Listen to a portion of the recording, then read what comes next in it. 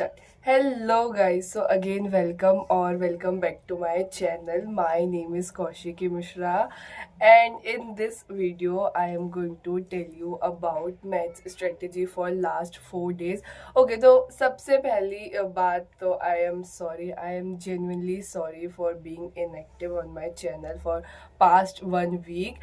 क्योंकि there was a lot happening to me, मतलब पहले फेस्ट थे 3 दिन के, उसके बाद मैं ट्रैवल करने लगी थी, then I came to my home और फिर इधर थोड़ा मिलना, देन कल होली थी तो अभी और फिर मेरी थोड़ी सी तबीयत सी भी ख़राब हो गई थी। पर अभी फाइनली मैं उस स्टेज में हूँ कि मैं वीडियो बना पाऊँ और मैं ये कल शूट करने का सोच रही थी कि ठीक है होली खेलने के पहले कर लूँगी, पर नहीं हो पाया। परसों सोची थी मैंने, पर मैं मिलने चली गई थी तो नहीं हो पाया। तो ठीक है, finally here I am making video for you all. तो अब मैं आपको बताऊंगी लास्ट 4 डेज स्ट्रेटेजी।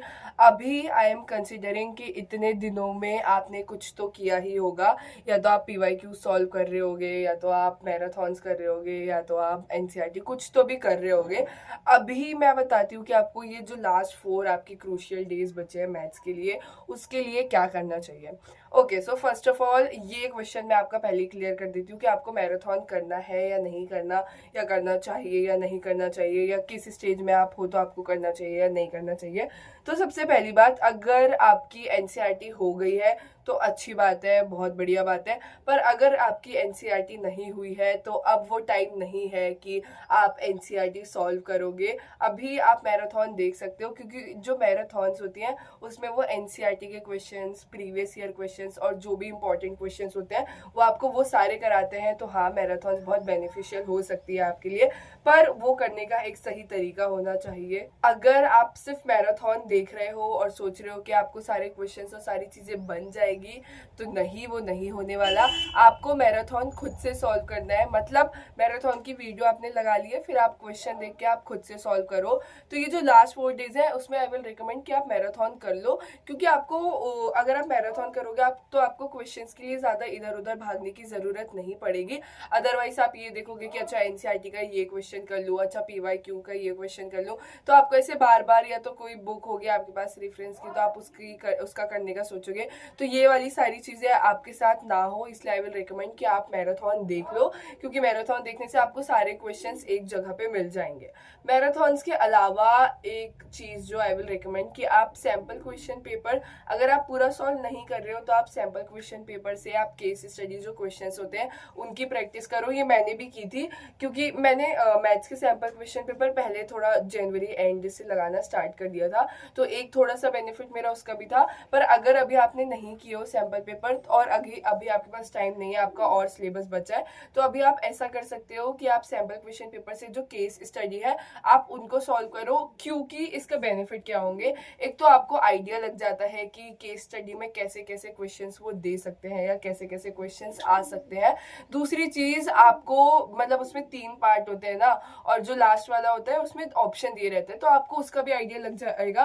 क्योंकि जो सैम्पल पेपर होते हैं उसमें वो सेम पैटर्न दिया रहता है जो आपके एग्जाम में आने वाले होते हैं, तो आपको आइडिया लग जाएगा कि आपको कैसे करना है और आपका माइंड खुलेगा बेसिकली। क्योंकि वो जो पहले स्टार्टिंग में जो भी वो कहानी देते हैं वो उतनी समझ नहीं आती है और प्रोबेबिलिटी से आती है अगर केस स्टडी, तो शायद आप कंफ्यूज हो सकते हो कि कहाँ पे बेस थ्योरम लगानी है या नहीं लगानी, कहाँ पे वो टोटल थ्योरम लगानी है, तो आप कंफ्यूज हो सकते हो। इसलिए आई विल रिकमेंड कि आप case study sample question paper से जितने हो सके उतने सॉल्व कर लो। 5 सैम्पल क्वेश्चन पेपर की केस स्टडी सॉल्व कर लो, 2 ही तो क्वेश्चन होते हैं, इतना मतलब कुछ ज्यादा बिग डील नहीं है, आप आराम से सॉल्व कर सकते हो।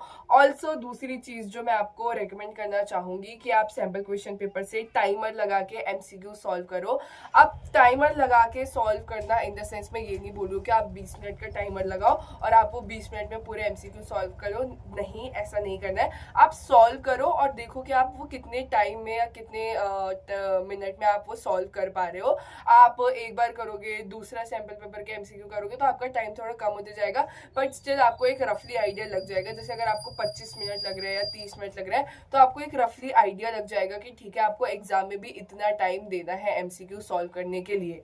क्योंकि आप जो अभी सैम्पल पेपर करोगे वो ऐसा तो है नहीं कि वो सारे बहुत डिफिकल्ट होंगे या सारे ही बहुत ईजी होंगे, ऐसा नहीं होगा। वो एक मॉडरेट लेवल के होंगे या सारे लेवल के होंगे। तो अगर ईजी वाले एमसीक्यू आ गए आपको तो मान लो आपको उसमें 21 मिनट्स लगे, अगर डिफिकल्ट है तो आपको 28 मिनट्स लगे, और अगर मॉडरेट है तो आपको 24 मिनट्स लगे। तो आपके माइंड में इतना आइडिया होगा कि एग्रीगेट आपको 25 मिनट्स लग रहे हैं एमसीक्यू के लिए, तो आपको इतने तो देना ही है अपने एग्जाम में भी। क्योंकि बहुत लोगों के साथ होता है कि सारे के सारे एमसीक्यू छूट जाते हैं, ऐसा तो बिल्कुल मत करना। आप ABCD कुछ भी लिख के आ जाना, पर ये वाली बिल्कुल भी हरकत मत करना कि आपके सारे के सारे एमसीक्यू छूट गए लास्ट के 5 मिनट में, या टीचर जब वो शीट लेना शुरू कर दे रहा तो भी ABCD जल्दी जल्दी लिख दो। बिल्कुल ऐसा मत करना कि सारे के सारे ही छोड़ के आ गए। तो ये दो चीजें हो गई कि अगर आप सैम्पल क्वेश्चन पेपर नहीं भी कर रहे हो तो आप उससे केस स्टडी की प्रिपरेशन कर लो और आप उससे एमसीक्यूज की प्रिपरेशन कर लो, ताकि आपका टाइम वो हो पाए और केस स्टडी के लिए आपको आइडिया लग जाए कि कैसे टाइप के क्वेश्चंस आ सकते हैं। उसके बाद अगर रही बात कि आपको जो क्वेश्चंस है, जो सब्जेक्टिव वाला पार्ट है, वो कैसे करना है, तो अभी मैं इतना कंसिडर करके चलूँ कि आपकी कुछ तो प्रैक्टिस आपने किए ही होगे मैथ्स में, इतने दिनों में ही किए होगे गैप्स में, भले ही मैंने वीडियो नहीं डाली पर पढ़ तो रहे होगे ना। तो हाँ, आपने कुछ तो किए होगे, या तो PYQs या तो किसी के भी थोड़ी न्यूमेरिकल प्रैक्टिस तो आपने किए ही होगे। ऑल्सो जो आपका सब्जेक्टिव वाला पेपर आएगा ना, जो सेक्शन बी, सेक्शन सी और सेक्शन ई, मतलब सेक्शन डी में तो शायद केस स्टडी रहते हैं या सेक्शन ई में रहते हैं, तो जो भी हो, जो 3 सेक्शन आपके सब्जेक्टिव वाले आएंगे, 2 मार्कर, 3 मार्कर और 5 मार्कर, उनके लिए अब देखो कुछ क्वेश्चंस तो इजी आएंगे, ठीक है, जो आपको या तो फॉर्मूला लगा के करना पड़ेगा या तो बस थोड़ा सा कुछ सोचना पड़ेगा, कहीं से वैल्यू कुछ निकाल के और देन फॉर्मूला लगा के करना पड़ेगा। उसके लिए आपको फॉर्मूले आपके माइंड में अच्छे से याद होने चाहिए। अब या तो आपने फॉर्मूला की शीट्स बनाए हो, अगर नहीं बनाए हो तो आप अभी भी बना सकते हो, इतनी कोई बिग डील नहीं है। मेरे पास सारे उसके नहीं है, या मैंने ऐसे कहीं कहीं कहीं कहीं लिखी हूँ, फिर भी आई विल ट्राई कि अगर मुझे मिलेगा तो मैं आपको कल ही, आज शाम तक ही वो दे दूंगी, प्रोवाइड कर दूंगी। मैं कम्युनिटी पोस्ट में डाल दूंगी अगर मुझे मिलते हैं तो। अगर आपके पास फॉर्मूला शीट नहीं है तो आप बना लेना, या तो आप कहीं से भी किसी भी टीचर की डाउनलोड कर लेना, या अगर आप गूगल में भी सर्च करोगे तो आपको मिल जाएगा। अगर वो भी नहीं है तो अगर आपके पास कोई सैम्पल पेपर की बुक होगी तो उसमें भी वो माइंड मैप या ऐसे मैथ्स के सैम्पल क्वेश्चन वाली बुक में आपको वो फॉर्मूला एक जगह लिखे हुए देते हो, तो आप उनकी भी हेल्प ले सकते हो, उसमें भी वो सारे फॉर्मूला कवर करते हैं। आप फॉर्मूले को ये 4 दिन बचे ना, चारों दिन सुबह शाम सुबह शाम सुबह शाम याद करो। कोई इजी से इजी और डिफिकल्ट से डिफिकल्ट फॉर्मूला भी आपका मिस नहीं होना चाहिए, खासकर इंटीग्रेशन में, क्योंकि उसमें बहुत सारे फॉर्मूला है। हो सकता है कि आप भूल जाओ या कुछ वैल्यू को आप मिसमैच कर दो या कोई गलत कर दो, कुछ रिप्लेस कर दो। तो ये सारी चीजों को अवॉइड करने के लिए आप ये चारों दिन सुबह शाम फॉर्मूले रिवाइज करो। ऑल्सो जो एक प्रॉब्लम आपको आ सकती है वो आ सकती है टाइम मैनेजमेंट की। अगर पेपर इजी मतलब मॉडरेट लेवल का आया बट लेंथी आ सकता है तो आपको टाइम मैनेजमेंट की दिक्कत आ सकती है। उसी के लिए मैंने बताई हो कि केस स्टडी की आप थोड़े से तो एटलीस्ट फेमिलियर रहोगे कि ठीक है प्रोबेबिलिटी से आएगा तो ऐसे टाइप का क्वेश्चन आएगा, क्योंकि आप प्रैक्टिस करके जा चुके होगे ऑलरेडी, ठीक है। एमसीक्यू का आप टाइमर लगा के करोगे तो आपके माइंड में होगा कि आपको कितना टाइम लगता है एमसीक्यू में। बच्चे सिर्फ सब्जेक्टिव वाले तो उसमें आई विल रिकमेंड कि आप सेक्शन वाइज जाओ। अगर नहीं जाना है तो आप पहले 5 marker then 3 marker then 2 marker ऐसे भी आराम से जा सकते हो, पर बेस्ट अप्रोच यही होगी कि आपको जो क्वेश्चंस आते हैं आप उनको पहले करो। ये मार्क्स का भी आप कर सकते हो, या ऐसा कर सकते हो कि जो लास्ट सेक्शन है 5 मार्क वाला उसमें आपको जो क्वेश्चंस आते हैं आपने पहले वो कर लिए, फिर 3 मार्क वाले में आपको जो क्वेश्चंस आते हैं आपने पहले वो कर लिए, देन 2 मार्क वाले में जो क्वेश्चंस आते हैं आपने पहले वो कर लिए। इससे ये होगा कि आप ज्यादा मार्क्स वाले और जो क्वेश्चंस आपको आते हैं वो आप सबसे पहले सिक्योर कर लोगे। उसके बाद बचे वो क्वेश्चंस जो आपको नहीं आते हैं या आपको थोड़ा सा सोचना पड़ेगा, आप उनमें दिमाग लगाओ और फिर आप उनको सॉल्व करो। ऑल्सो ये जो बचे हुए दिन हैं इनमें आपको बेसिकली क्या करना है, तो आपको अभी ऐसे प्रॉपर एनसीईआरटी सॉल्व करने का टाइम नहीं है। आप मैराथन देख सकते हो, आप मैराथन को अगर सोर्स बना रहे हो तो आप वो भी कर सकते हो। आई विल एडवाइस कि आप वो चीज कर लो, पर अगर आपके पास PYQs की बुक या ऐसा कुछ है तो हाँ आप उससे सॉल्व कर लो। ऑल्सो सेल्फ मैराथन के अलावा सेल्फ स्टडी के लिए जो टाइम दे रहे हो उसमें आप MCQs करो सैम्पल क्वेश्चन पेपर बुक से। अगर आपके पास सैम्पल क्वेश्चन पेपर की बुक नहीं है तो आप सेल्फ स्टडी ऐप से कोई भी sample question question paper download कर सकते हो, ले सकते हो, वहाँ पे बहुत सारे होंगे और आप गूगल से भी देख सकते हो। और दूसरी चीज़, आपको केस स्टडी वाले क्वेश्चंस की प्रैक्टिस करना है, क्योंकि वो थोड़े मतलब बहुत सारे उसके कॉन्सेप्ट रहते हैं कि इस टाइप से आ रहा है। हमारे टाइम पे क्या हुआ था, क्योंकि मेरी प्रैक्टिस थी केस स्टडी वाले क्वेश्चंस की, तो जो क्वेश्चंस आए थे हमारे पेपर में भी उनसे ऐसा नहीं था कि वो बहुत ज़्यादा न्यू है, उनसे मैं थोड़ी सी फेमिलियर थी, तो हाँ मैंने वो कर ली थी। और 10th में ये मिस्टेक हुई थी क्योंकि मैंने नहीं की थी ऐसे प्रैक्टिस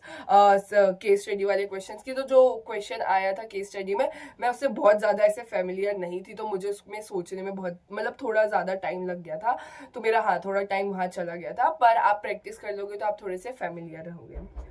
ऑल्सो मैथ्स में लिखने का तरीका आपका बहुत इंपॉर्टेंट रहता है। स्टेप्स के मार्क्स मिलते हैं, तो अगर आपको कोई क्वेश्चन इन केस नहीं आ रहा है तो आपको जितना आता है फॉर्मूला लिखो, वैल्यूज जो पता है कि हाँ ये इसकी वैल्यू दी गई है ये वो लिखो, फिर कुछ स्टेप अगर कर सकते हो तो वो करो, कुछ तो करके ही आओ। सेम इंटीग्रेशन में भी अगर कुछ नहीं पता तो जितना दिमाग लगा सकते हो, जो जो स्टेप्स कर सकते हो एटलीस्ट वो तो करके ही आओ स्टेप्स के, क्योंकि मार्क्स रहते हैं। अपार्ट फ्रॉम दिस, अगर आपको कुछ भी पूछना हो तो do let me know in the comment section. I guess I have covered everything in this video. Still अगर आपको कोई भी डाउट हो तो आप बता देना। ये लास्ट 4 दिन है, अच्छे से कर लो। अगर अभी भी आप ढीली तरीके से पढ़ाई कर रहे थे या लीनियंट हो जा रहे थे बहुत ज़्यादा, तो अब सीरियस हो जाओ, क्योंकि मैथ्स का पेपर थोड़ा डिफिकल्ट आ सकता है कुछ रीजन्स में, पर ज़्यादातर चांसेस है कि एक मॉडरेट लेवल का आएगा। बस लेंदी कर देंगे वो, पता नहीं क्यों मुझे इस बार लग रहा है कि लेंदी कर देंगे ये लोग पेपर। बट या लेट्स सी पेपर कैसा आता है, वो अपने हाथ में नहीं है, अपने हाथ में सिर्फ पढ़ना है। तो आप अच्छे से पढ़ाई करो। जो अगर आपके कोई चैप्टर बचे हैं और आपको ये जानना है कि आप वो कैसे कंप्लीट करो, तो do let me know in the comment section. मैं उसके लिए वीडियो बना दूंगी, और आपको कैसे आपका चैप्टर कंप्लीट करने का एक सही अप्रोच होनी चाहिए वो I will let you know in the next video if you guys want that. So yeah that's it for this video. Thanks for watching. कोई भी डाउट हो तो do let me know in the comment section. All the best for your preparation. Bye bye.